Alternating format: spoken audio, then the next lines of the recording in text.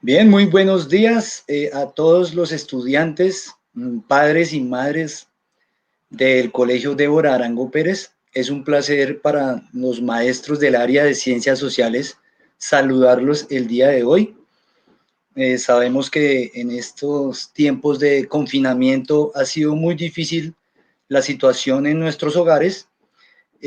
Incluso para nosotros los docentes, ustedes nos hacen mucha falta, de verdad los extrañamos, no hay como encontrarnos con ustedes en nuestros salones de clase, pero de todas formas hemos intentado crear nuevas alternativas de comunicación con las cuales no perder el vínculo de educación, y este es un espacio dirigido a profundizar un poco más las temáticas correspondientes a sociales de grado noveno.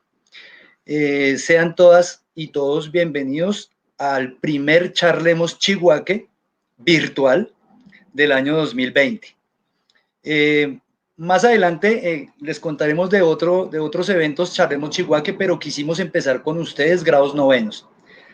Para el día de hoy, entonces, les tenemos preparado tres intervenciones. Nos acompaña la profesora Mirella. Ella nos va a comentar, nos va a conversar sobre el tema agricultura y globalización, una mirada al campo.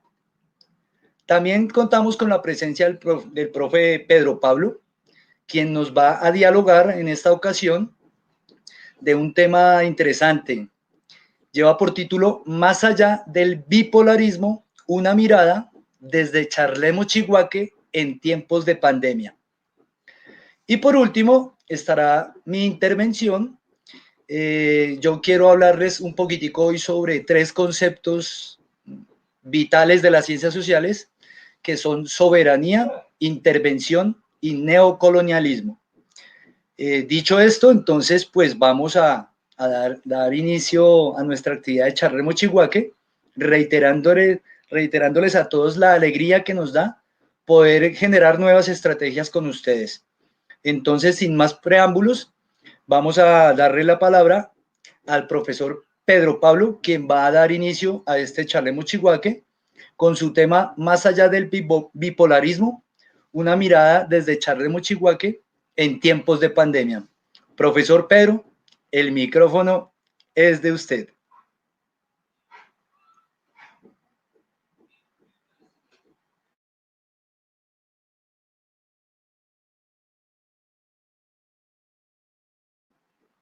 Micrófono.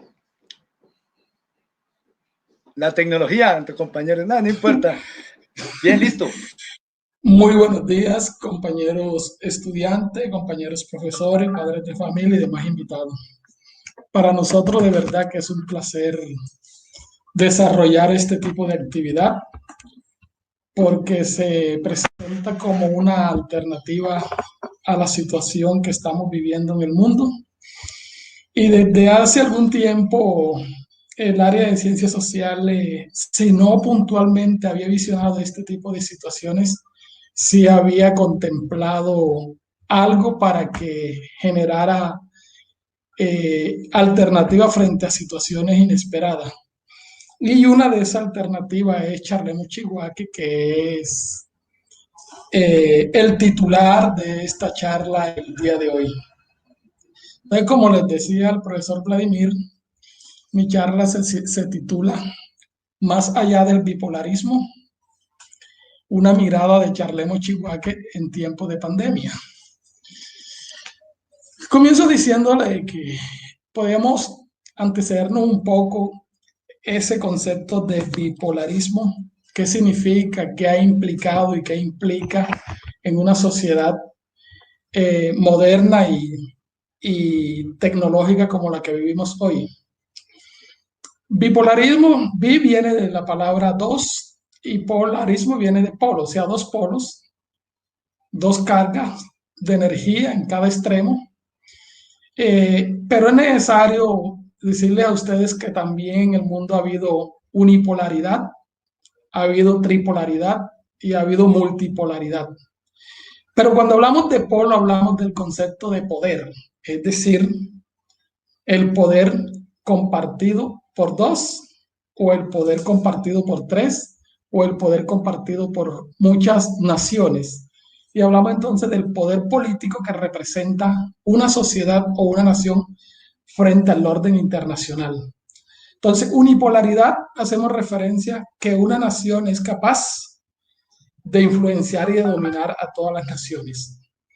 Hubo una época cuando comenzó el colonialismo, el expansionismo o el mercantilismo, donde el mundo occidente estaba dominado por España, luego por Inglaterra, luego con la modernidad se dio el bipolarismo entre Estados Unidos y la Unión Soviética. En ese momento hubo un corto periodo de tripolarismo que fue cuando la Europa se sintió aislada de la Unión Soviética y de los Estados Unidos y se organizaron como naciones, como comunidad de naciones y representó una tercera fuerza para equilibrar los dos poderes. Y multipolaridad, de alguna manera, es lo que hemos sentido a partir de la terminación de la Guerra Fría, pero hoy vuelve otra vez en el orden mundial a aparecer la palabra bipolarismo, pero ya un enfrentamiento entre un poder antiguo de los Estados Unidos y un poder nuevo que es el de China. Pero nosotros nos preguntamos qué tiene que ver ese concepto con Charlemo Chihuahua y con la época o la era de pandemia, el momento de pandemia que estamos viendo. Es que le decía que bipolarismo tiene que ver con el poder en el ámbito internacional. Y esos poderes siempre han estado representando una concepción o una ideología política de poder. Y entonces regresamos un poco a qué representó el bipolarismo, y es que por un lado estaban alrededor de la Unión Soviética 60 naciones con la ideología socialista guión comunista, aunque pocas alcanzaron el comunismo. Y en el otro polo estaba Estados Unidos y todos sus aliados con el enfoque capitalista, es decir, el poder se ejerce a partir de una ideología, de una concepción política económica. Porque una concepción política y económica tiene multiplicidades de caracteres. Esa concepción capitalista o socialista recoge o representa o se expresa a través de la economía. Entonces, un socialismo capitalista o un capitalismo económico representa una característica política y representa una característica militar, una característica cultural y una característica tecnológica. Es decir, el mundo gira alrededor de lo que dominan el poder, quieren hacer con el resto del mundo. Entonces, para las naciones que seguían a la Unión Soviética quería que todos se metieran al socialismo, y las naciones que seguían a los Estados Unidos pretendían que siguieran el capitalismo. En ese sentido, entonces, uno se pregunta, ¿qué han representado o qué han sido esas ideologías políticas para el bienestar de la gente, para el bienestar de una sociedad, o para el malestar, si lo podíamos interpretar de esa forma? Y en ese sentido, yo hoy día, después de 20 años del siglo XXI, me hago la pregunta, ¿vale la pena que las sociedades hoy se mantengan en una discusión que yo diría antaña sobre si es importante, más importante, la izquierda que representa al socialismo o la derecha que representa a los partidos tradicionales? Y me hago también la pregunta, ¿será que por el hecho de que los gobiernos, los mandatarios de las naciones asuman una ideología determinada, son capaces de solucionar y de darle representación a todas las fuerzas políticas de una sociedad? Es decir, ¿qué representa esa ideología en la persona o en las personas que gobiernan? ¿Son capaces de gobernar solamente para la ideología que representan? Y me hago la pregunta, ¿qué pasa con los que no están representados en eso? ¿O son capaces de gobernar para todos sin tener en cuenta la ideología que tienen los perdedores o las oposiciones como existe en Colombia? Entonces yo quiero llevar esa discusión al plano de Colombia y en el caso de la pandemia. Nos damos cuenta entonces de que Colombia ha sido gobernado durante 200 años de vida republicana por la derecha, representada en los partidos tradicionales conservadores y liberales. Más nadie ha gobernado en Colombia.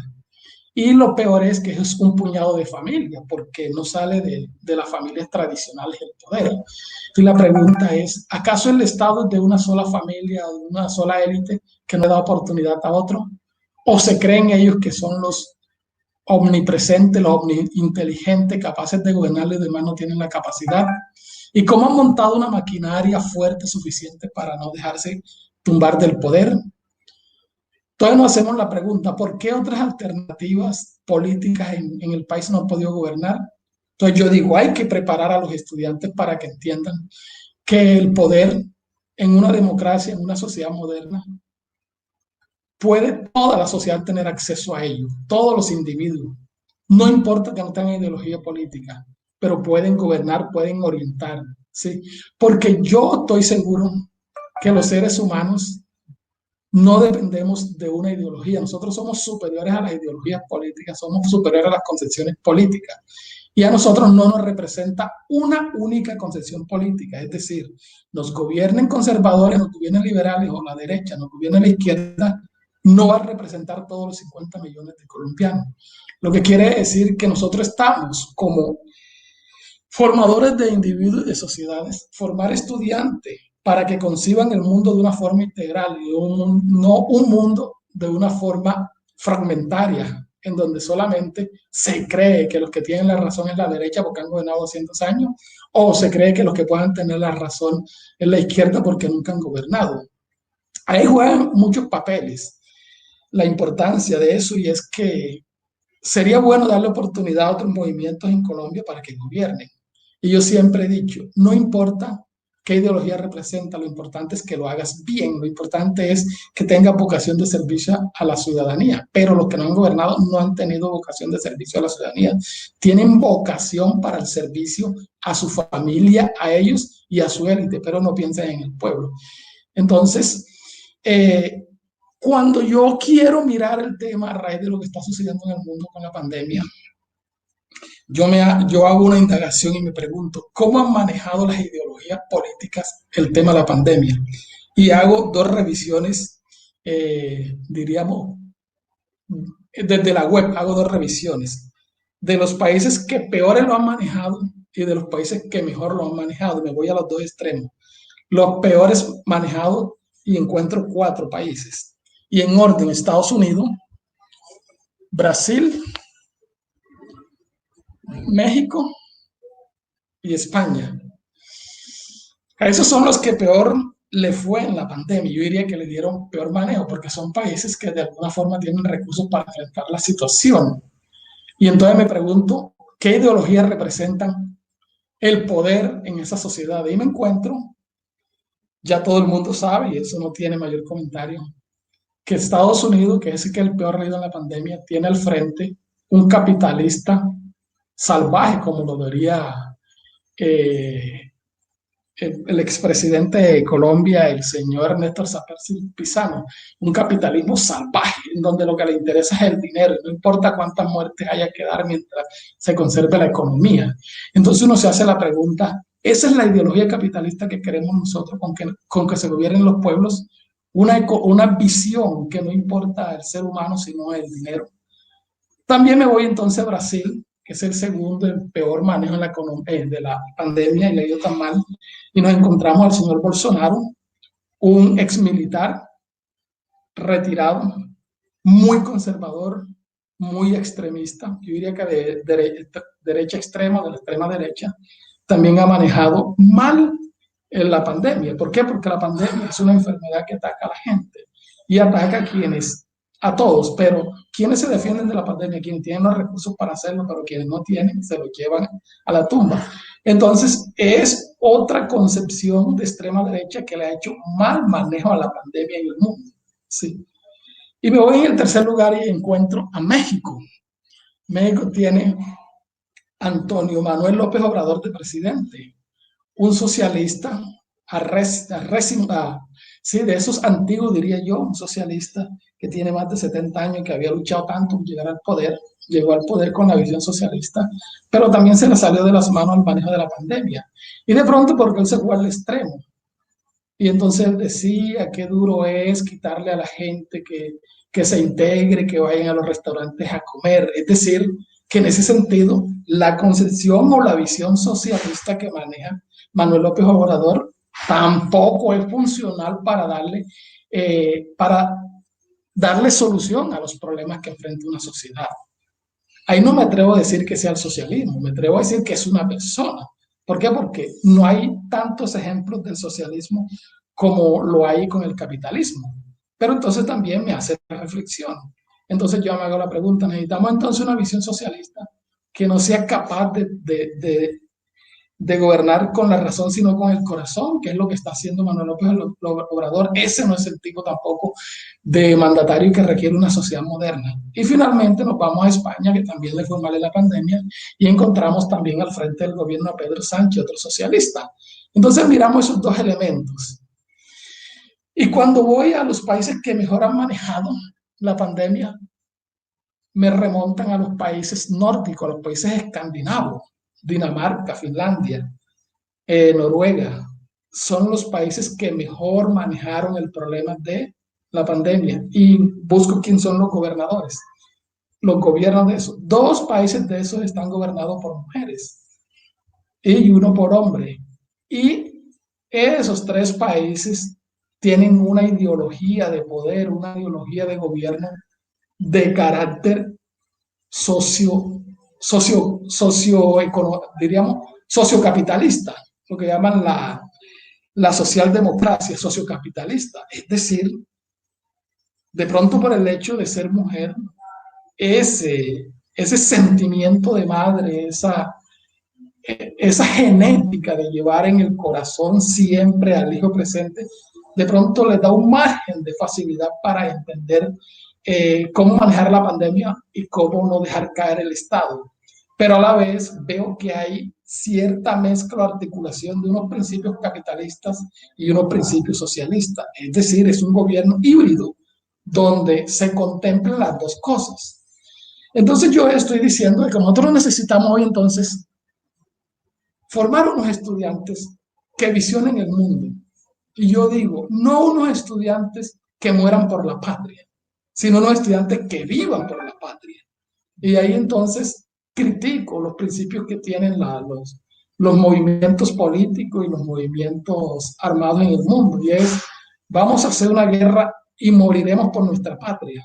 Entonces yo no encuentro sentido en una guerra donde nosotros muéramos por la patria. Vamos a hacer una guerra donde vivamos por la patria. Porque es que lo importante en el ser humano es la vida, no la muerte. Y la muerte es lo que está asegurado y garantizado. Entonces, cuando nosotros hablamos de que charlemos chihuahua, en tiempo de pandemia se abre como una opción, es este tipo de miradas que nosotros hacemos. ¿Qué es lo que piensan los docentes? ¿Qué es lo que piensan los directivos docentes? ¿Qué es lo que piensa la comunidad frente a la educación? Y entonces la educación, que es una gestión política, la educación es una herramienta política, educar es política, es formar en política. Entonces le corresponde al educador no casarse con una ideología porque nos guste o porque ha sido siempre relegada a la nada, sino buscar una ideología que sea capaz de dar respuesta a todas las necesidades de una sociedad. Trabajar multiplicidad de ideología. Otra vez digo, el ser humano no es de una sola tendencia, el ser humano no es de derecha solamente o es de izquierda solamente, el ser humano es íntegro y todas las tendencias son necesarias en el ser humano. Entonces, una formación educativa, una formación política, en donde se entienda que hoy las sociedades exigen otro tipo de mandatarios. Y entonces termino diciendo que esas discusiones entre derecha y izquierda, esas discusiones entre socialismo y capitalismo, hay que reevaluarlas, porque se ha vivido como en el problema eterno entre la ideología materialista y la idealista, y nunca se conciliaron. Así va a ser la izquierda y la derecha. Entonces yo invito a que de ahora en adelante las reflexiones sean en esa mirada y eduquemos dentro de la conformación y de la formación de estudiantes con pensamientos íntegros y con capaces de deducir y de reflexionar alrededor de las ideologías, que es lo más importante en una ideología y qué es lo que interesa, y no que sean estudiantes que tengan matrimonio con determinada ideología o seres humanos que mueran por una ideología. Tenemos que vivir para desarrollar la ideología, porque si morimos no vivimos por una ideología. Ahí puntualmente, entonces, esa era mi reflexión alrededor de lo que ha sido Charlemos Chihuahua, que busca este tipo de reflexiones al interior del colegio. Y muchas gracias, profesores, muchas gracias, compañeros y estudiantes, por escucharme. Profesor Vladimir, le transfiero. Muchas gracias, compañero Pedro, por allá en la distancia, pero aquí cerquita de conocimiento. No, muy interesante, muy importante las reflexiones del profe Pedro, no solo porque está aterrizando un conocimiento académico incluido en el plan de estudios de grado noveno, sino que lo logra relacionar con la situación de la pandemia, por un lado, que nos ha afectado a todos, pero también lo lleva al plano de la reflexión de pronto un poco más teórica, académica, incluso política, y también muy interesante que nos trae a colación algunos ejemplos, el caso de Brasil, el caso de México, ¿cierto? Incluso el caso de España, y este tipo de cosas, interrelacionar el conocimiento, pues es un ejercicio bastante didáctico desde las ciencias sociales. Entonces, muchísimas gracias, profe Pedro. Bueno, a continuación vamos a escuchar la intervención de la profesora Mireya, quien tiene el tema agricultura y globalización, una mirada desde el campo. Entonces, pues, bienvenida, profe Mireya. El micrófono de Charlemos Chihuahua a su disposición.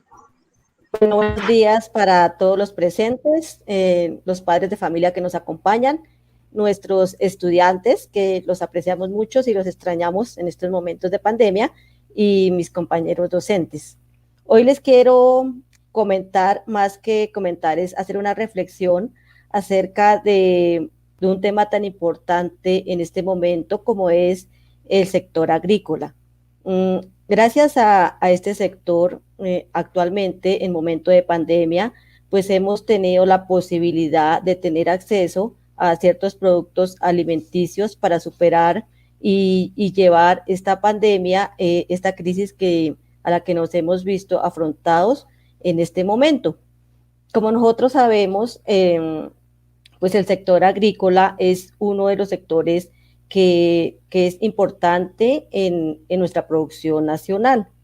A través del tiempo, la agricultura y las personas que trabajan en el campo se han visto expuestas a ciertos cambios ocasionados por todo este proceso de la globalización en la cual hemos estado inmersos actualmente.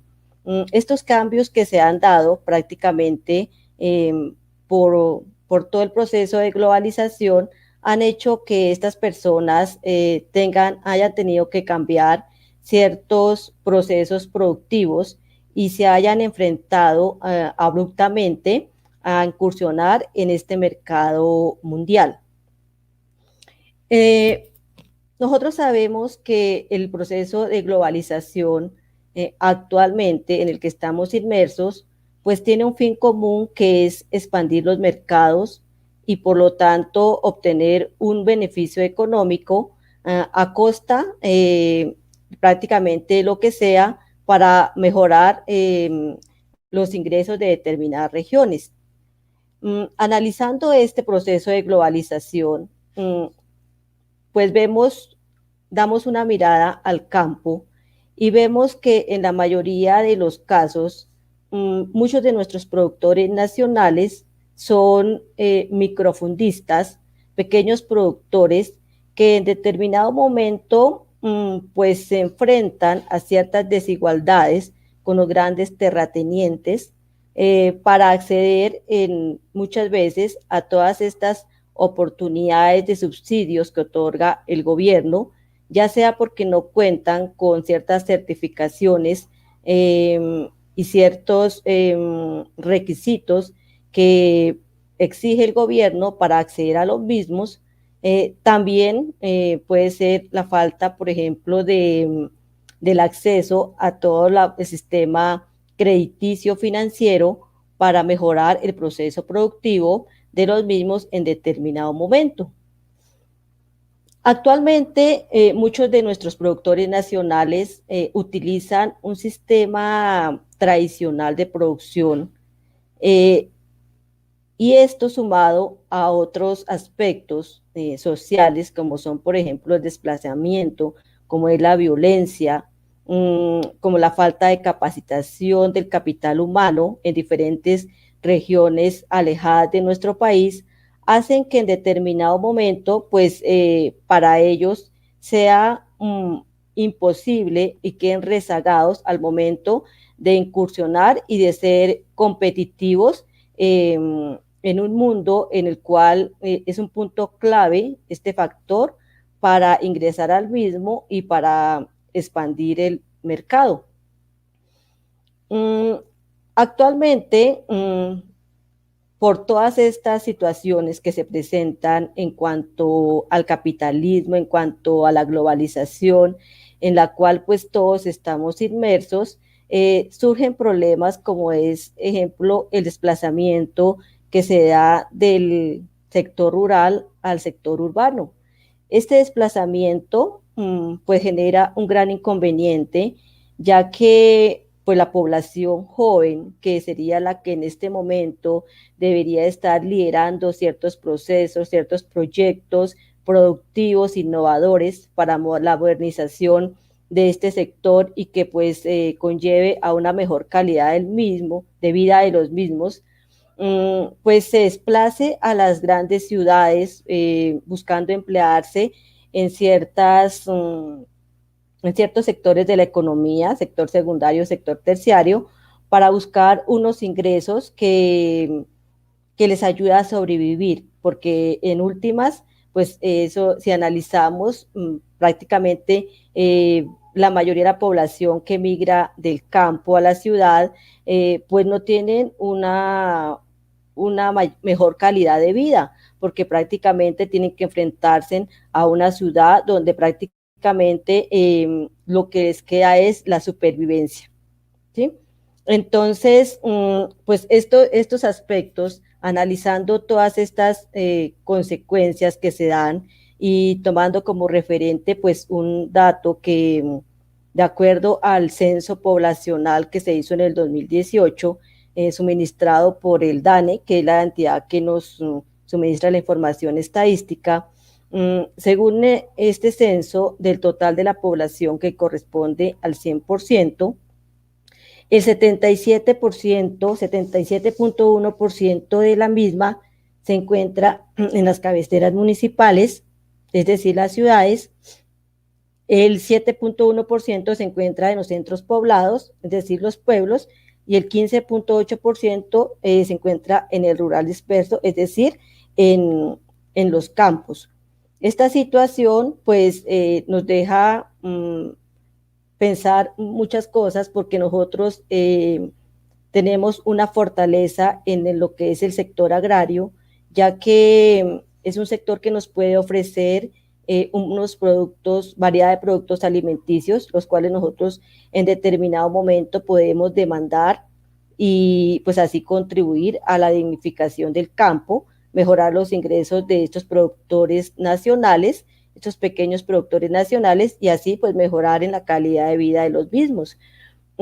Es el caso, por ejemplo, en los últimos años, muchos microempresarios han utilizado pues las plataformas virtuales, y esto se ha acentuado más en esta época de pandemia, utilizado estas plataformas para llegar al consumidor final, a todas estas personas que nos encontramos en los hogares y que en este momento pues no podemos o es un riesgo salir a adquirir ciertos productos a estas grandes plataformas que nos las ofrecen, y que por medio de estas plataformas virtuales pues llegan a nuestras viviendas los productos, y así pues contribuimos en mejorar los ingresos de estos productores nacionales, ya que prácticamente los ingresos de los mismos se están viendo reducidos porque prácticamente el dinero se encuentra, digamos, estaba quedando en lo que son los intermediarios.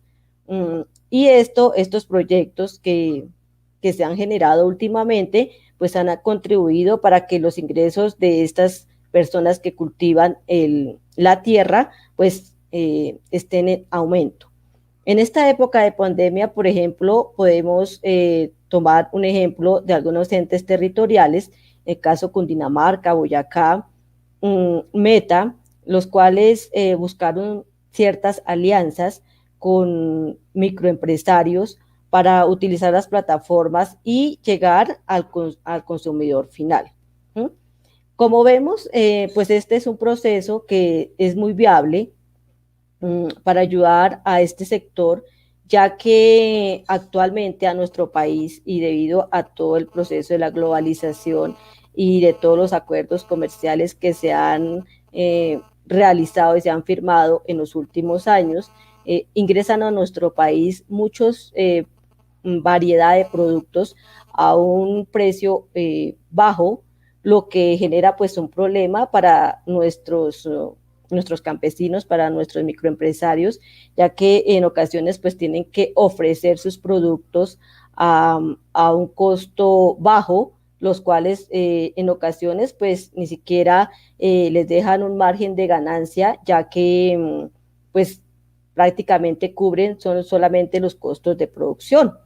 Entonces, pues prácticamente es como una reflexión que debemos hacer nosotros, porque pues ya estamos inmersos en este proceso competitivo, en este mundo globalizado, y pues debemos contribuir en fortalecer, en adquirir los productos nacionales, en tomarnos el trabajo muchas veces antes de realizar nuestras compras, pues verificar que sean productos que son elaborados, que son de nuestra misma región, y pues así vamos a apoyar a la industria nacional.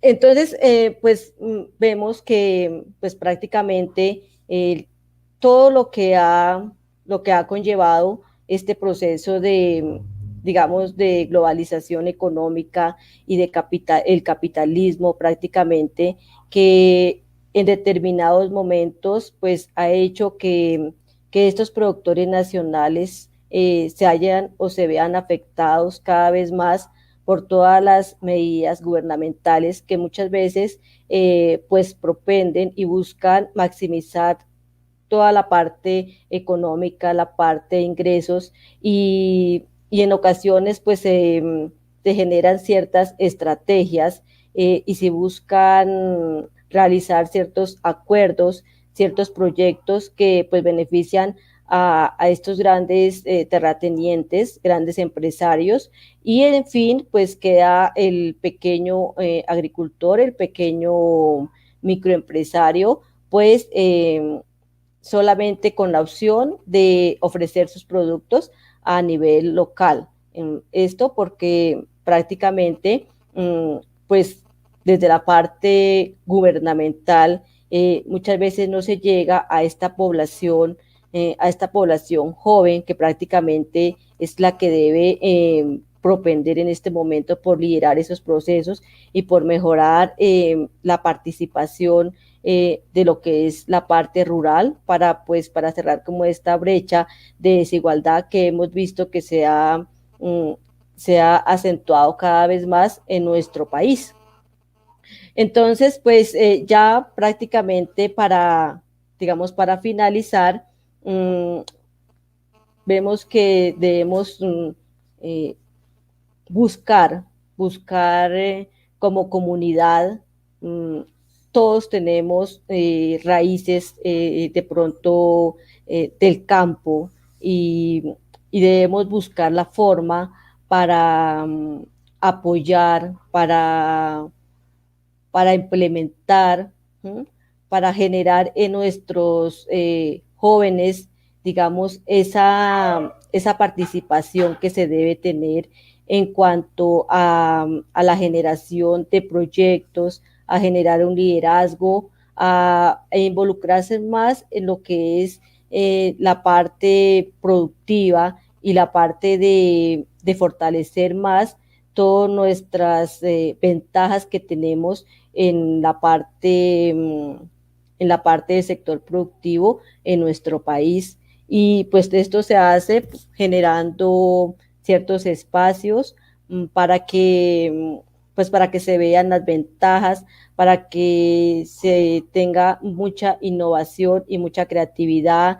se promueva la generación de microempresas para que ayuden a estas a la modernización del campo y a buscar pues ciertas alianzas para mejorar las condiciones de vida de nuestros campesinos en determinado momento.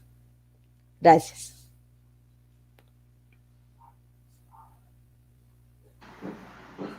Muy bien, muchísimas gracias a la profe Mireya por su gran intervención. Es una intervención que está más centrada en el aspecto nacional y su campo de visión gira alrededor del campo, ¿no? De la importancia estratégica para todos los países de todo lo relacionado con el sector de la economía, sector primario, ¿cierto? En este caso, la agricultura como esa enorme necesidad. Y esto nos lleva también a plantear, o mejor lo hace la profe Mireya, comparando, o más bien revisando el nivel de complejidad que viven día a día los pequeños propietarios, los campesinos, ¿cierto? La gente del pueblo, frente a otras instancias de pronto de mayor poder. En el caso de los terratenientes y en el caso de las microempresas. Entonces, muy importante eso. Yo, de todas maneras, pues haré algo, una alusión en mi intervención. Pero antes de empezar ahora a mi charla, quiero comentarles a los estudiantes de grado 9.4, de 9.5 y de 9.6 que en breves instantes ustedes deben diligenciar el formato de asistencia. La asistencia también va a ser enviada a sus correos y es un formulario realizado en Forms. Ustedes ya son unos duros, unos expertos en esto de las clases virtuales. Entonces simplemente van a llenar la asistencia cuando se les envíe el link. No se les olvide porque esto es un espacio académico, es un espacio de clase. Bien, de mi parte pues quise traerles el día de hoy una reflexión alrededor de tres conceptos. El primero, soberanía; el segundo, intervención; y el tercero, neocolonialismo. Son tres conceptos que están muy ligados a las temáticas que hemos estado abordando, por ejemplo, en el caso de la Primera y Segunda Guerra Mundial y ya ahorita que hemos hablado de la Guerra Fría. El profe Pedro incluso en su intervención hacía algunas alusiones que tienen que ver con la Guerra Fría, ¿no? Con esta confrontación entre esos dos grandes bloques. Por un lado, el bloque capitalista encabezado por Estados Unidos y las potencias capitalistas del mundo, y por el otro lado, en la Guerra Fría, que estaba la superpotencia de la Unión de Repúblicas Socialistas Soviéticas, la URSS, también con sus aliados que tenían un sistema más inclinado hacia el comunismo. Y esta intervención, esta confrontación, muy bien la mencionaba Pedro cuando habló de que terminamos como metidos todos, y digo todo el mundo, alrededor de una lucha entre izquierda o derecha. Yo simplemente quiero traer algunas cositas muy básicas de estos conceptos que son muy, muy importantes y actualmente son sumamente de revisar, o sea, estar muy pendientes. Soberanía. La soberanía es el poder político supremo que corresponde a un Estado independiente, sin interferencias externas. La soberanía es un término relacionado con el gobierno propio de un pueblo o una nación. Y la Constitución de Colombia, por ejemplo, en algún momento dice la soberanía reside en el pueblo. Entonces, para entender la soberanía no se puede entender solita, sino que tiene que ir acompañada del pueblo. La gente que vaya a las urnas a votar, ellos están entregándole a un representante de la soberanía, ¿cierto? Sin embargo, estos líderes, Pedro mencionaba algunos presidentes de la región y cómo todas las políticas, todo lo que han hecho, a veces van en contra de sus electores, van en contra del pueblo. Y si va en contra del pueblo, iría en contra de la soberanía. Claro, la soberanía tiene más que ver con la intervención de los otros estados que están por fuera. Mireya también lo mencionaba, ¿no? A veces las políticas van no en construcción, sino en destrucción. Sencillamente traía unas imágenes para que ustedes vean el caso, digamos, Mireya hablaba de la agricultura. Ahí dice el letrerito, ellos están campesinos protestando, dice soberanía alimentaria, sí.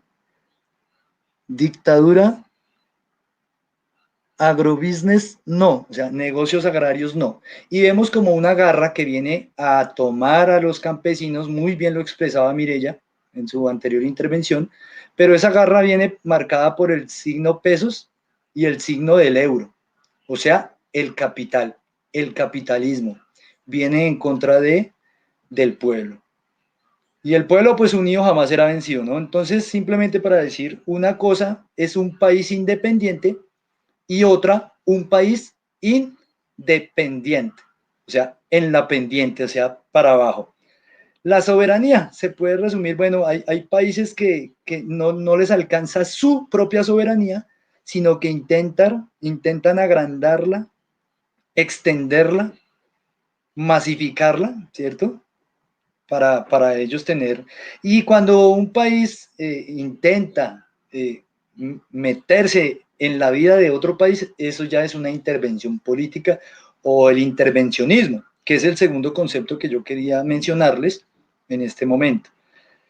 Desde una perspectiva de política internacional, el intervencionismo puede definirse como la intromisión de un Estado por medio de órganos gubernamentales o no gubernamentales en la política interior de otro Estado, en busca de inferir o cambiar la posición o conducta del Estado intervenido y en favor de sus propios intereses. Entonces, es un país que se mete en la vida de otro país. Y lógicamente que uno dice, bueno, a través de la historia y en el caso de la Guerra Fría, esto del intervencionismo fue pan de cada día. Por un lado, las potencias capitalistas tratando de meterse en la vida y en el desempeño y en la organización política de todos los demás países del mundo, pero por el otro lado, la Unión Soviética y su sistema comunista también estuvo interviniendo en la política de otros estados. Cuando uno habla de intervención, pues hay varias formas. Digamos, Mireya estaba mencionando una situación que le sucede a los campesinos, ¿cierto? A los microempresarios, a los pequeños productores, y eso es a nivel de economía. Entonces nosotros nos encontramos con que actualmente hay una intervención económica, ¿cierto? Y los países intervienen en otros países de pronto de una forma indirecta a través de la economía. Claro, también se puede intervenir económicamente de forma directa.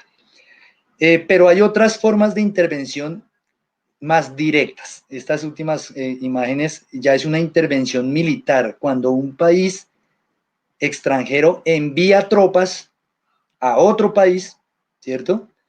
Aquí traigo la imagen que todo el mundo tiene la mirada puesta hace ya bastante tiempo, desde que Donald Trump llegó a ser presidente de Estados Unidos, con el caso de Venezuela que en este momento está dirigida gubernamentalmente por Nicolás Maduro.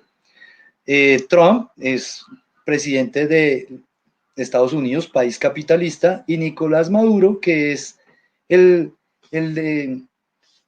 ligado a una nueva forma política en Venezuela, que ellos hablan del socialismo del siglo XXI, muy ligado al comunismo, ¿cierto? Entonces, uno podría decir, bueno, aquí podría haber rezagos de la Guerra Fría. Un capitalista que ve muy mal o con muy malos ojos a un presidente que está más inclinado hacia el comunismo, claro. Hay una posibilidad de intervención directa. Ojo, hay unas intervenciones que son indirectas y otras que son directas. Pero para hablar de eso, y yo simplemente para que ustedes estén pendientes, vean, un mapita que nos muestra la participación de Estados Unidos en los golpes de Estado de América Latina desde 1950. Y resulta que Estados Unidos ha intervenido, estoy hablando de intervención, en algunas partes de manera directa, en otra indirecta, y otra más o menos una forma mixta, digamos. Ha estado en Guatemala, ha estado en Haití, ha estado en Chile, en Argentina, en Venezuela, en Brasil. O sea, ha estado, y eso es un mapita que únicamente ilustra Latinoamérica. Es un país que le gusta estar pendiente de sus vecinos, le gusta intervenir, la intervención, ser intervenista. Entonces, también el dato de las bases militares, muy diciente, ¿no?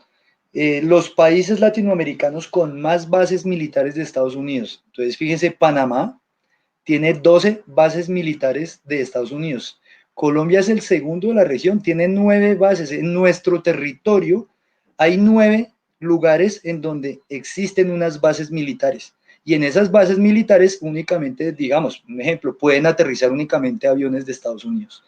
Perú tiene 8, México tiene 3 bases, Honduras 3, Paraguay 2, y creo que los números van cambiando frecuentemente. La intervención es llegar a otro país con una idea, por ejemplo, de no, es que en Irak están en guerra, no, vamos a pacificar, ¿no? No, llegamos a ayudar, pero en realidad ellos van es con bombas ahí camufladas. Y fíjense en las bases, o más mejor, los lugares del mundo con presencia de personal activo militar de Estados Unidos. O sea, vemos a Estados Unidos y todos estos punticos rojos es donde hay personal de Estados Unidos activo, personal militar. Y uno se da cuenta que es un mapa geopolítico donde ellos van, se ubican en ciertas regiones estratégicas en Europa, vean, prácticamente están casi en todos los países de Europa. Aquí está el Golfo Pérsico, el sector de Irán, Irak, Arabia Saudita, el petróleo de todo el mundo, los mayores yacimientos, y está el sector de frente a la China, ¿no? Japón, aquí en el Pacífico, bueno, Japón es de los amigos, en las islas. Esto, acuérdense que China es de la línea comunista.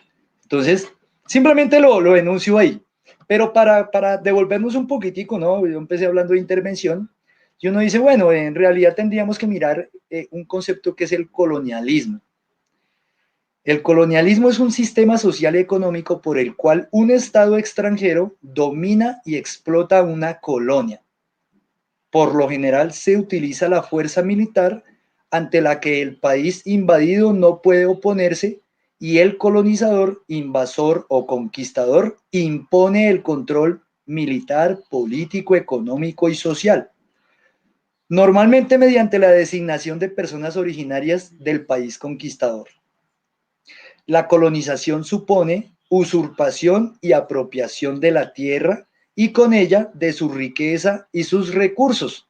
Muy bien lo expresaba la profe Mireya en su intervención, ¿no? Aquí tenemos unas intervenciones, claro, Mireya estaba haciendo un panorama a nivel nacional, pero si nos ponemos a mirar a Colombia dentro del sistema mundo, en un sistema global, ¿cierto? La famosa globalización, nos damos cuenta que aquí también siguen viniendo, o sea, siguen viniendo detrás de los recursos. El colonialismo tradicional ejerce un control directo mediante la fuerza militar, la ocupación del país, la imposición de gobernantes procedentes del país invasor en el territorio sujeto a la dominación. y la instauración de políticas económicas, sociales y culturales al servicio del país colonizador. Entonces, fíjense que es muy ligado a lo que venían mencionando de la intervención. Unos casos ya sucedidos y que ya vimos en clase, incluso son temas que hemos visto desde cuando ustedes estaban en octavo.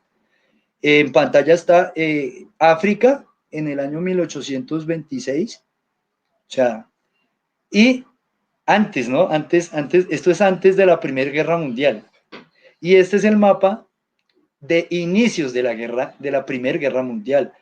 Y África fue prácticamente repartida como si fuera una torta. Entonces, aquí están en la caricatura los colonizadores, ¿cierto?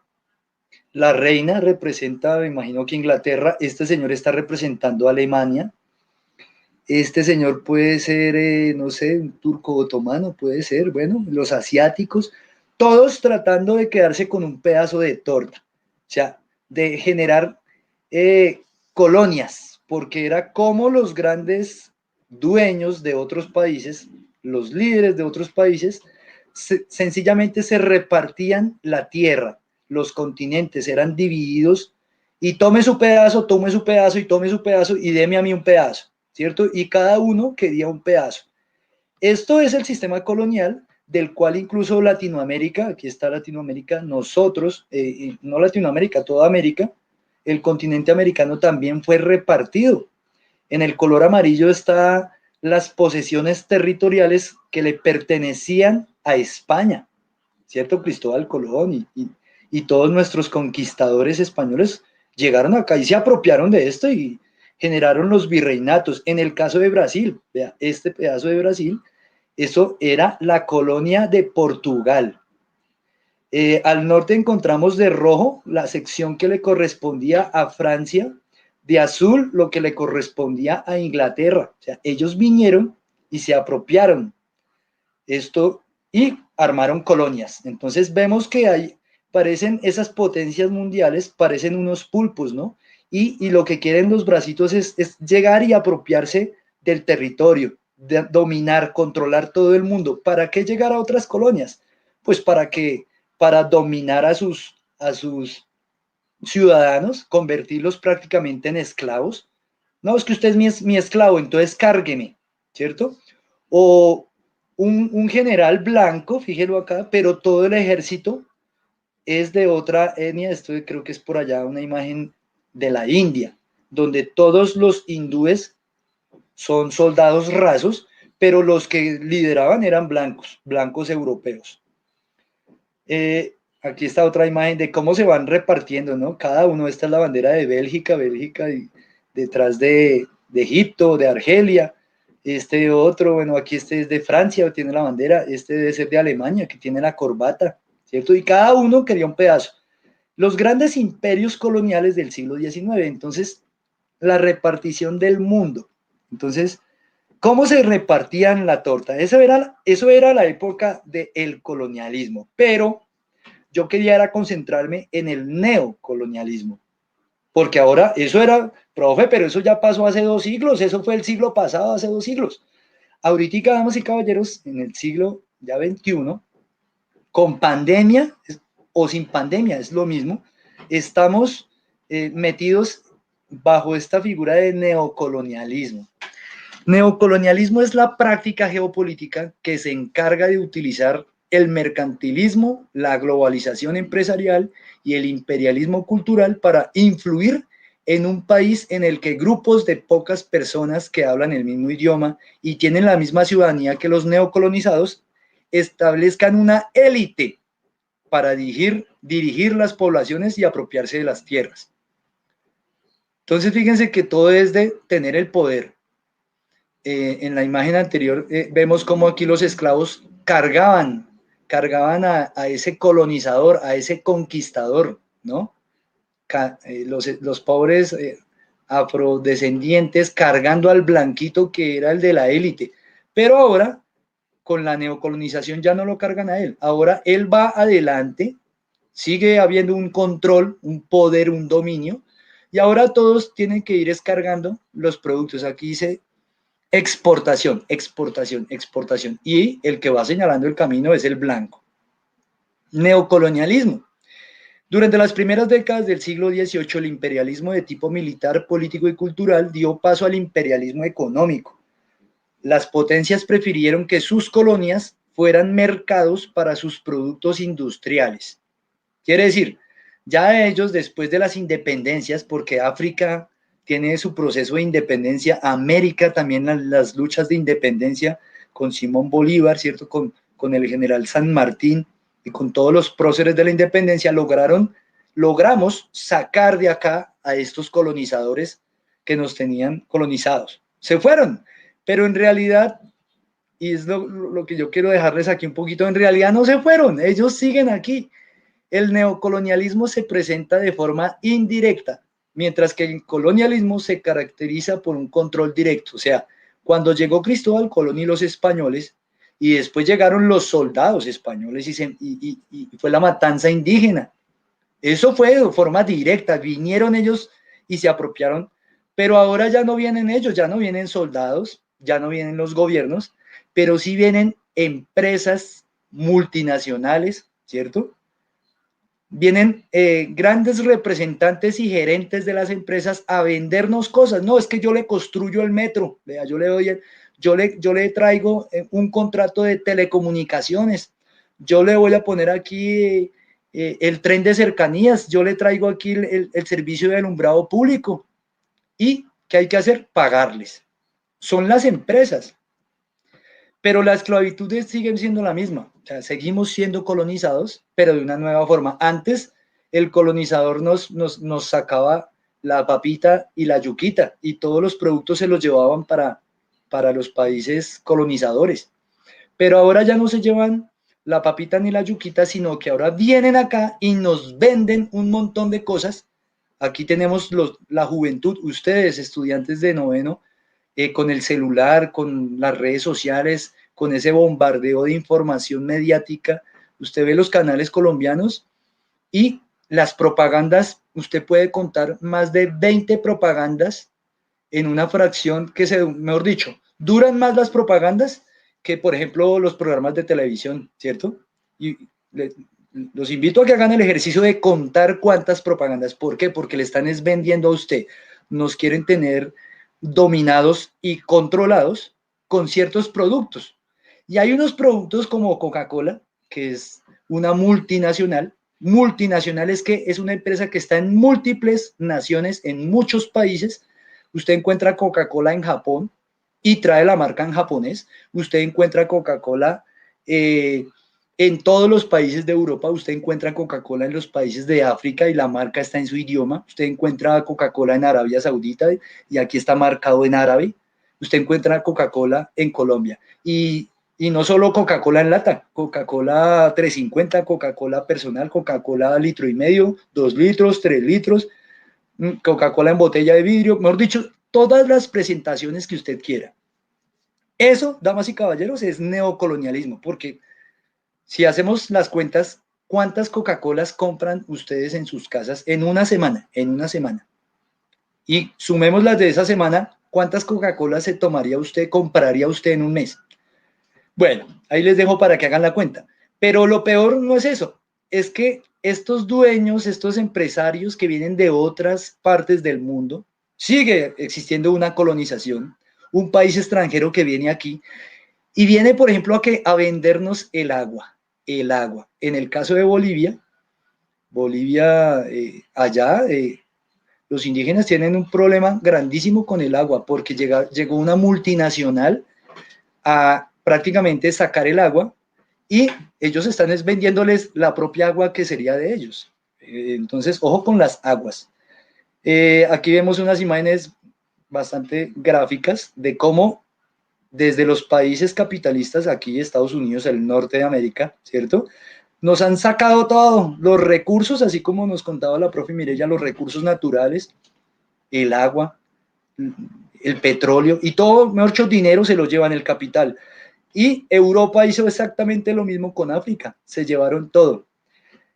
Entonces, en esto de la intervención, y yo decía, hay una intervención militar que puede ser directa y otra que es de carácter económica. La económica es la que uno no siente. Y vea cómo están. El gobierno, vea, relajado, durmiendo, ¿no? La banca, o sea, los bancos, las grandes empresas bancarias, también aquí muerto de la risa y vea, sacándole el billete a los pobres ciudadanos. A nosotros nos cobran impuestos, todos los días sube a cómo está el litro de leche, a cómo está la gasolina, cuánto valen los huevos, el pan, y en vez de bajar, suben de precio. Y el sueldo, ¿qué problema para que suban el sueldo, no? Entonces, el sistema bancario, el gobierno celebrando, brindando, y el pobre pueblo, vea, con un huesito en el plato. Y como lo decía Pedro, en pandemia muchísimo peor, porque ahora ni siquiera el pueblo puede salir a buscar su dinero. Y termino, compañeras y compañeritos, simplemente diciéndoles, por encima de los países, por encima de las naciones, hay algo más importante que son los organismos multinacionales. Y yo simplemente quiero traerles, son temáticas con las cuales cerramos este año grado noveno, pero que ustedes van a volver a encontrar en grado décimo. En grado décimo ustedes van a encontrar estas mismas temáticas en lo que se llama ciencias políticas y ciencias económicas. Entonces, hay unos bastante reconocidos como el Banco Mundial y el Fondo Monetario Internacional. Aquí están el logo del Fondo Monetario Internacional, FMI, vea. El BM, Banco Mundial, y la OMC, Organización Mundial del Comercio. Ellos, damas y caballeros, ellos son los que realmente están mandando la parada en todo el mundo.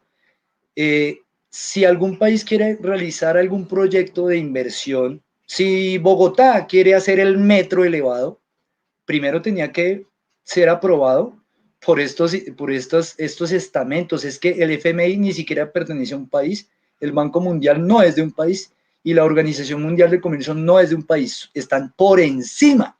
Y ellos son los encargados de dar recetas para ver si se salvan, si le prestan dinero a un país o no, o si lo dejan quebrar. O sea, las crisis económicas. Creo que Pedro en su intervención hablaba un poquitico de eso. Simplemente lo dejo ahí para que ustedes estén pendientes. Ustedes se van a encontrar, se van a empezar a familiarizar que después de la Primera, Segunda Guerra Mundial, después de la Guerra Fría, estos estamentos, organismos multinacionales, FMI, Banco Mundial y la OMC, Organización Mundial de Comercio, antes se llamaba GATT, ellos son los que están mandando los hilos del poder en todo el mundo. Entonces, simplemente yo quería traerles eso como para complejizar un poco la cuestión, para que se den cuenta que tenemos que estar muy alerta, muy pendientes de lo que pueda suceder, no solo en la cuestión de la pandemia, y yo cerraría con una apreciación antes de darle la palabra a los compañeros, y para revisar los comentarios que ya vemos ahí en el chat. Las vacunas, quiero terminar con las vacunas. Pedro en su intervención hablaba, bueno, de la pandemia, las crisis de los países. Yo quiero cerrar con, imaginémonos ya, se dice que ya Rusia tiene una vacuna, que por allá la Universidad de Oxford está a punto de terminar la otra vacuna, que los chinos ya tienen casi una vacuna que la están probando, y aquí ya, bueno, ¿qué pasa con Colombia? ¿Esa vacuna será que la van a regalar? Entonces yo diría que en esto del colonialismo, neocolonialismo, no se les haga extraño, eso, el laboratorio que produzca la vacuna la va a vender, la vacuna va a costar, y no va a costar en pesos, va a costar en dólares, va a costar en euros. El gobierno nacional va a tener que comprar la vacuna al laboratorio y va a traerla. Ahora, yo no sé si el presidente Duque y su gobierno quiera regalar la vacuna o cómo la va a repartir. Entonces, simplemente para que nos demos cuenta de que todo está cruzado por el capitalismo y las vacunas también cuestan un dinero. Y los países más pobres de la región, en el caso de Haití, son países que ¿de dónde van a comprar vacunas? ¿Será que hay alguna alma caritativa del Débora Arango Pérez les pueda prestar, les va a gastar la vacuna? Yo dejaría ahí mi intervención. Muchísimas gracias. Yo abro el micrófono, no sé si antes de revisar los comentarios, que ya vemos varios, los compañeros quieran hacer no sé qué dice Pedrito, qué dice Mireya, revisamos algunos comentarios. El coordinador Wilson Fernando García nos hace un saludo, felicitaciones por la realización de este espacio. La educación virtual, una estrategia alternativa para seguir fortaleciendo. Muy bien, gracias, profe, coordinador, por su mensajito. Pedro. Y igualmente, igualmente, igualmente el rector José Joaquín Borges dice muchas felicitaciones al área de ciencias sociales con su proyecto Charlemos Chihuahua, que estos espacios de interacción con la comunidad educativa son muy valiosos para fortalecer las academias. Gracias al rector también por dedicarme ese ratito de tiempo y escucharnos. Profe, retomando de pronto un poco el tema de la vacuna y ahondando un poco en su interesante tema, felicitaciones. Quiero decirle a los estudiantes que el año pasado, a principios de año, el presidente ejecutivo de la Bayer, o sea, el laboratorio Bayer, un periodista le hacía una consulta sobre un medicamento porque era tan caro y textualmente dijo que ellos no producían medicamentos para indios, sino para quien tuviera con qué comprarlo. Entonces, esos elementos nos ponen a reflexionar. ¿Cómo tenemos aquí gente seguidores del Bayern Múnich, mi equipo, fanáticos, y viendo que está financiado por una compañía que está ordeñando el pueblo y que no le importa el pueblo, sino es el capitalismo? Entonces, hay que ser un poco reflexivo con las actitudes de los seres humanos, de las personas frente a lo que queremos y somos. También quería indicar allí lo interesante de la temática que expuso la profesora Mireya y recordándole que la crisis de la agricultura se origina en ese intervencionismo, ese capitalismo salvaje, con la famosa apertura económica que le dio vía libre el presidente Gaviria en los años 90 y que hoy día tiene al campo sumido en la peor crisis de la historia de Colombia. Pueden visitar todos los campos y los únicos campos que están cultivados son los campos de las compañías multinacionales, son los cañaduzales en el valle, la producción de soya en los llanos orientales, palma africana en el resto del país. Entonces, interesante porque el campesino, a nosotros los campesinos, ustedes saben que yo soy campesino, antes de profesor soy campesino, un campesino profesor, que tienen un pequeño minifundio, no tiene margen de sobrevivencia porque lo que producen no le alcanza ni para la autosuficiencia, porque ni siquiera los campesinos, yo soy dueño de la semilla se apropiaron las multinacionales de ella y el que quiere sembrar tiene que comprarla al precio que ella le da las ganas. Entonces, son elementos interesantes que los estudiantes pueden reflexionar alrededor de eso. Y bien, profe, no sé qué, si hay manera de ver los chats de los estudiantes, si hay algunas preguntas allí. Sí, ahí veo los chats. Sí, Valeria dice, ¿podría llegar a mejorar la situación en el país o en el mundo? Valeria Machado, muy bien, de 95. ¿Podría llegar a mejorar la situación en el país o en el mundo? Yo no sé si Mirellita quiera contestarla, o Pedro. Muy buena Vamos a darle pregunta. la palabra a la Igualmente, profe. Las mujeres tienen una mirada distinta en bienestar. Vamos a escuchar a la profe. ya, para que conteste. La chica pregunta, ¿podría llegar a mejorar la Bueno, situación en el país o en el mundo? claro que sí, pues yo pienso, es mi mirada, que pues nosotros tenemos que aportar nuestro granito de arena. Ya estamos inmersos en este mundo capitalista y que prácticamente muchas veces no nos deja, digamos, vemos que no nos deja otra salida, pero pues en nuestra población joven, digamos, está liderar todos estos procesos para tener un cambio a nivel de nuestras localidades, de nuestras regiones.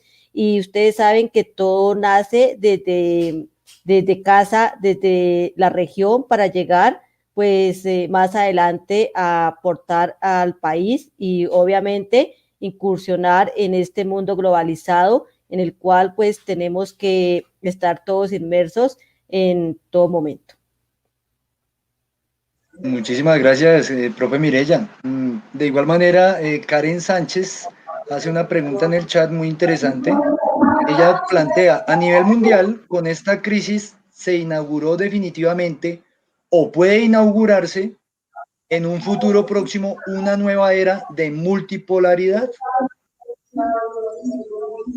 Yo no sé si Pedrito o la contesto yo. Como que no, usted te la profeta también para escuchar la mirada ¿Te suya parece, frente al tema. Karen? Sí, muy interesante. Sí, porque uno dice, bueno, pasó la Guerra Fría, no, ya pasó, ya se cayó el muro de Berlín, se desintegra la Unión Soviética y queda como en el ambiente de la unipolaridad, un solo polo que era Estados Unidos. Sin embargo, Karen, no hay que perder de vista que ya no es únicamente lo que quiere hacer Estados Unidos, porque apareció otro gigante, gigante en tamaño, gigante en población, que es China.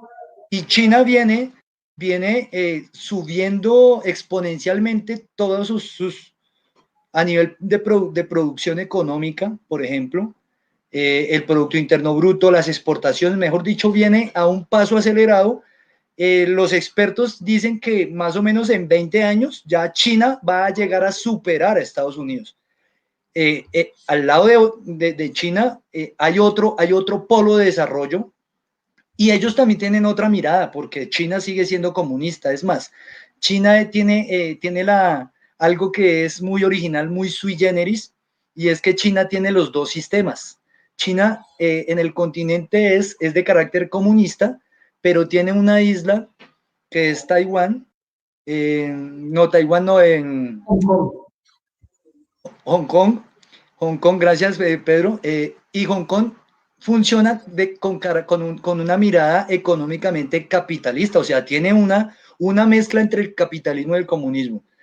Yo diría, Karen, que sí, podemos, y ahora pueden surgir nuevos puntos de, de multipolaridad. Los países árabes ahí puede surgir un nuevo foco. En la parte del Pacífico asiático, los tigres asiáticos son varios países, Singapur, Taiwán, todas estas países pequeños, pero que vienen ascendiendo económicamente. Y no sé en el caso de Latinoamérica si nosotros podamos unirnos y generar un nuevo punto de polaridad. Pero bueno, interesante. No sé si alguna otra pregunta, Pedrito, que ve. No, sí, ahí veo una pregunta del profesor Wilson muy interesante, quiero responderla. El profesor Wilson dice, eh, desde el colegio, ¿cómo podría, desde la educación y desde el colegio, cómo se podría ayudar en la crisis del país y del campo específicamente? Plantea el profesor Wilson. Profesor Wilson y todos, para mí el tema de ayudar en la economía o de apuntalar visiones económicas en el colegio, yo lo veo difícil por una sencilla razón. Hoy nos encontramos en el Débora Arango Pérez en la educación colombiana, el sistema de educación colombiana, en la educación básica, secundaria y media. Los estudiantes salen muy jóvenes, salen con 16, 17 años. Diferente a cuando yo me gradué de bachillerato en el año 1983, con 20 años. Ya uno sale con una claridad productiva en la vida, ya sale con un proyecto de vida a esa edad. Y los niños todavía, a esa edad de 16 años no tienen proyecto de vida aún. Yo tengo experiencia que conozco muchachos que salen del liceo a los 16 años y antes de emprender la carrera verdadera pasan por 2 o 3 programas de educación profesional y se retiran porque no le encuentran sentido, es decir, salen muy desorientados. Entonces, pienso que el colegio no tiene una orientación vocacional profunda, es decir, tocaría orientar profundamente en la vocación al estudiante. Y eso se podría hacer en el último semestre, en el último año. Y aún yo insisto que es mejor para la educación básica, para la educación técnica o media, una vocación que una carrera técnica, porque finalmente yo hacía una encuesta, ustedes saben que me gustan mucho las encuestas en el colegio, y encontrar, voy a dar un dato, en el año 2018 se graduaron 187 estudiantes, solamente 3 pudieron acceder a becas porque sacaron un buen puntaje, el resto se queda, la mayoría rezagado haciendo cursos técnicos, otros se quedan en la casa desempleados y uno se pregunta, ¿para qué sirvió la educación técnica que recibieron del SENA? ¿Por qué? Porque tenemos un nivel de desempleo donde no va a haber oportunidad de empleo y no tenemos la capacidad de formarlo en emprendimiento. Entonces yo creo que habría que mirar el colegio de esa perspectiva. Uno, un trabajo de educación vocacional profundo en el último año. Dos, formación en emprendimiento, más que una técnica específica. Bueno, el emprendimiento puede ir acompañado de la técnica, pero principalmente el emprendimiento es como mi punto de vista. Porque cuando tenemos una cantidad de mano de obra barata como la que estamos promocionando en los colegios de bachillerato en Colombia, eso le da pie al empresario para que disminuya el sueldo como lo están proponiendo. ¿Ah? Y un estudiante que sale después de estudiar y necesitando a la familia, le ofrecen un sueldo de 500.000 pesos o de 400.000 pesos y lo va a tomar. Entonces eso está contribuyendo también a la pobreza. Entonces habría que enfocarlo desde 2 elementos, profundizar la formación vocacional y trabajar el emprendimiento. Perfecto, Pedro, estoy totalmente de acuerdo. No sé si Mirellita quiere agregar algo. Está de todas maneras, nuestro rector también nos pregunta, profe Vladimir, Pedro y Mirella, ¿cómo los ciudadanos, los jóvenes de nuestro país, de nuestra ciudad, pueden enfrentar el neocolonialismo desde sus acciones habituales? Muy correspondiente con lo que Pedro acaba de mencionar. Yo simplemente agregaría a los estudiantes, sobre todo, ¿no? Porque la pregunta es desde lo habitual, desde su diario hacer. Primero, ¿qué les recomendaría yo para no caer en el neocolonialismo? Por ejemplo, dejen de estar tomando Coca-Cola, ¿sí? Es algo muy sencillo, no comprar Coca-Cola. Más bien preparemos aguapanela, hermano. La panela que sí es de acá, ¿no? Va muy ligado a consumir los productos nacionales. Tratemos de comprar los productos que son de aquí.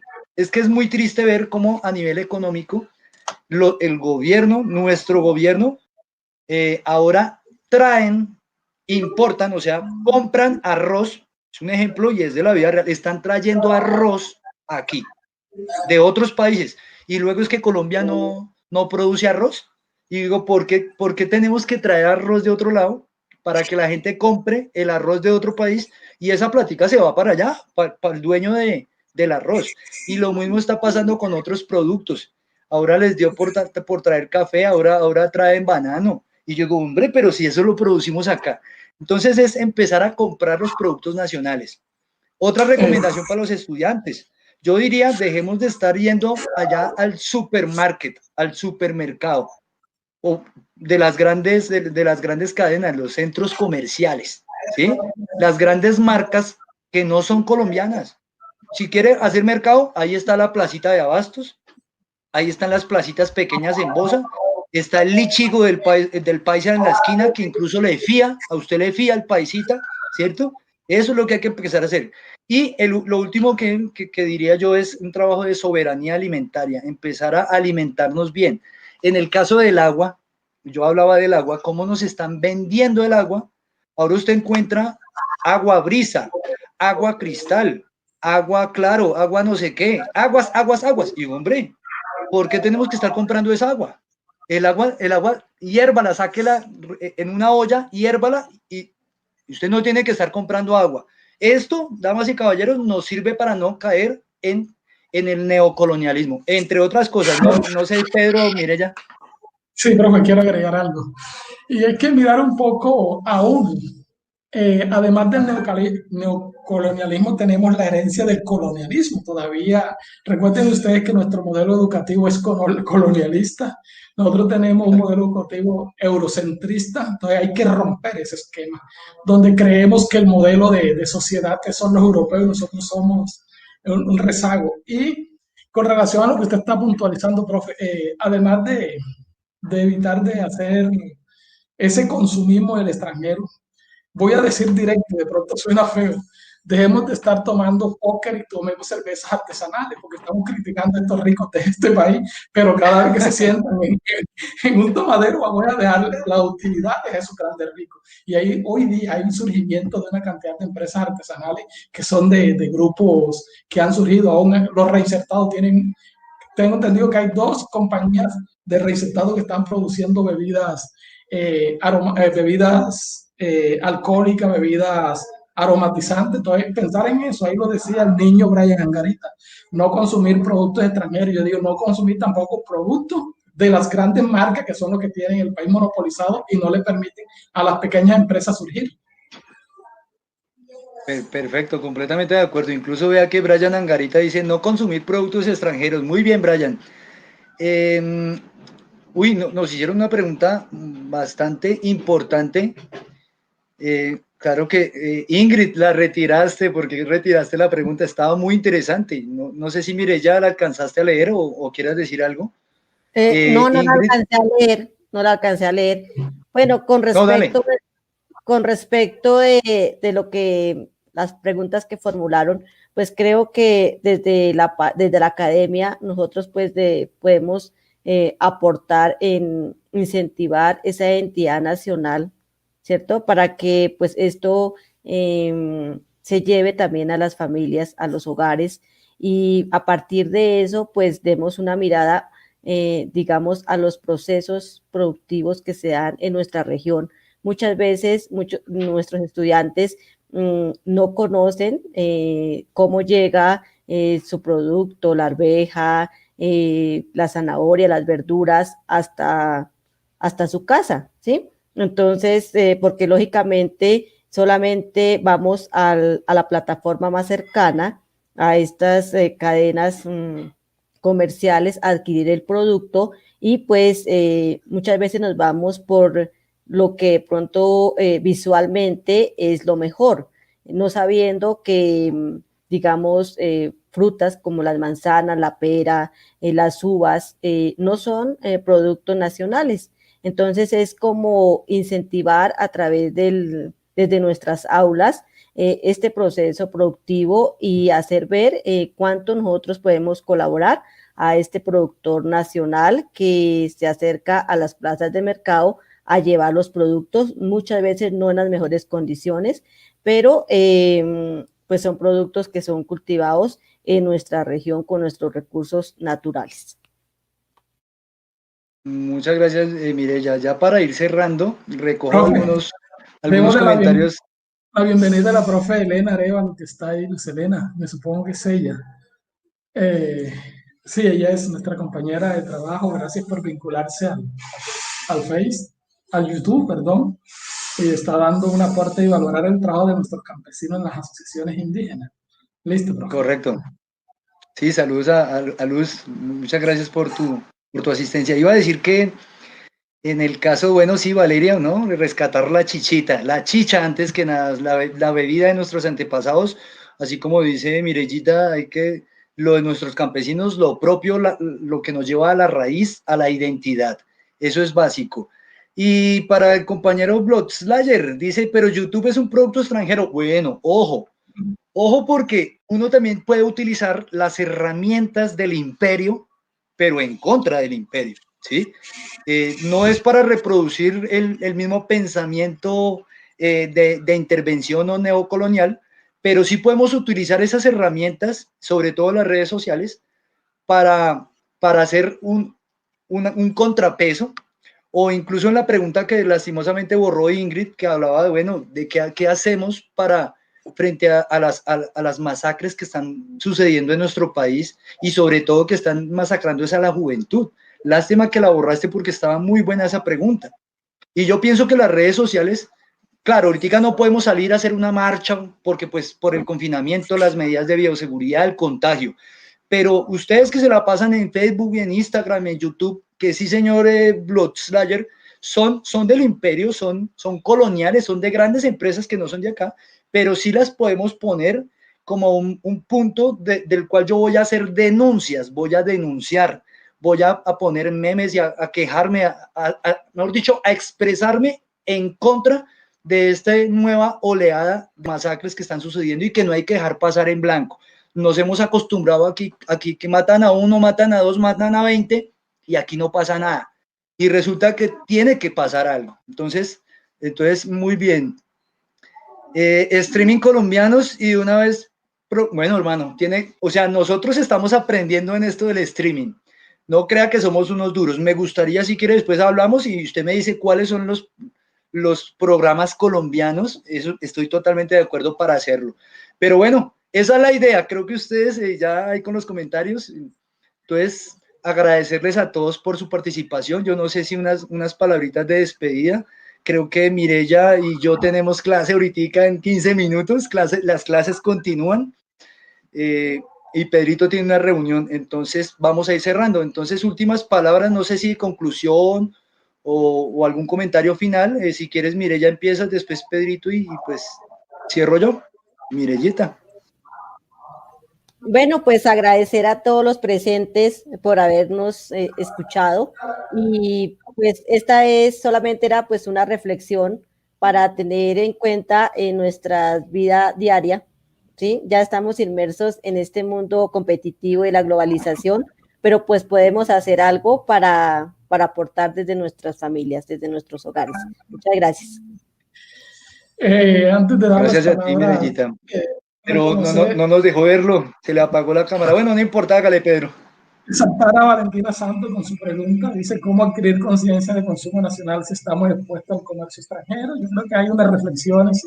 Ahora, nos toca, vamos a ver si organizamos un foro alrededor de eso. Vladimir, charlemos igual que puede tomar la iniciativa alrededor de experiencia de consumo local. Yo tengo algunas por ahí.